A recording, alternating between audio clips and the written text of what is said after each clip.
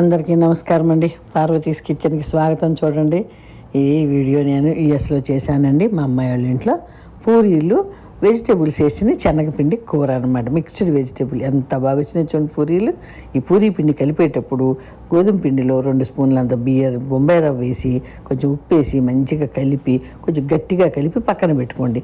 చేత్తో కలపచ్చు, కానీ ఇక్కడ ఐస్ క్రీము అది బీట్ చేసే మిషన్లో కలిపామన్నమాట. చాలా బాగా వచ్చినాయి పూరీలు. చూడండి ఎంత బాగా వచ్చినాయో, చాలా బాగా వచ్చినాయి. ఈ బొంబాయి రవ్వ వేయటం వల్ల ఏంటంటే పూరి చాలా సేపటి వరకు అది ఇట్లా మన ఫుల్ పొంగింది అలాగే ఉంటుంది, క్రిస్పీగా ఉంటుంది, మెత్తగా అయిపోయి జోజోలు ఆడవన్నమాట. చాలా బాగుంటుంది అనమాట బొంబాయి రవ్వ వేస్తే.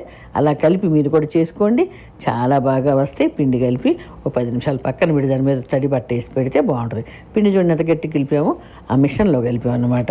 ఐస్ కేక్ మిక్స్ బీట్ చేస్తాం కదండి, ఆ మిషన్లో కలిపామన్నమాట. చాలా బాగా వస్తుంది పిండి.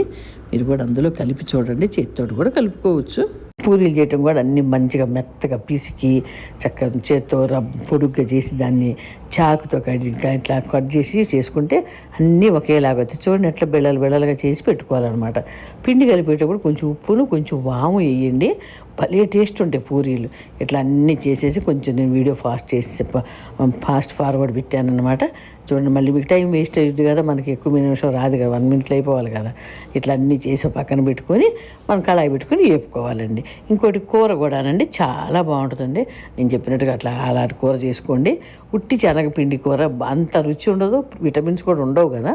కాస్త ఉల్లిపాయలు అవి తాలింపేసి చక్కగా మనం దాంట్లో ఉల్లిపాయలు వేసాక వేగంగానే బీన్స్, క్యారెట్, బఠానీ ఇవన్నీ వేసి కొంచెం వేపేసి దాంట్లో కొంచెం శనగపిండి అండి, ఎక్కువ అక్కర్లు, కొద్దిగా 2 స్పూన్లు శనగపిండి కలిపి ఈ కూరగాయల ముక్కల్లో పోసేసి మంచిగా 4 ఉడుకులు వచ్చాక కట్టేసేయండి, కొత్తిమీర వేసి దించేయండి. అంతే, మన మిక్స్డ్ వెజిటబుల్ శనగపిండి కూర రెడీ అయిపోద్ది అనమాట.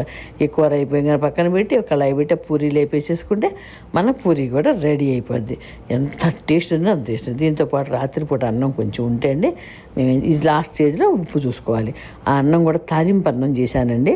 తెలంగాణలో అన్నం మల్లేయటం అంటారు, ఆంధ్రాలో తాలింపు అన్నం అంటారు. చూడండి, ఉల్లిపాయలు, పచ్చిమిరకాయలు, జీలకర్ర, ఆవాలు, పచ్చనిపప్పు, మినపప్పు, ఎండుమిరకాయ అన్నీ వేసి ఎక్కువ వేయకూడదండి, ఉల్లిపాయ కొంచెం వేగాలి.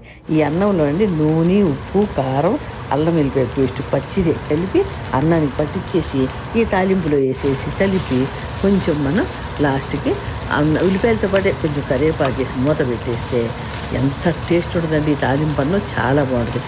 అన్నంలో ఉప్పు, కారం, కొంచెం పసుపు, కొంచెం నూనె, పచ్చి నూనె అండ్ అల్లం వెల్లిపాయ పేస్ట్ కలపాలండి.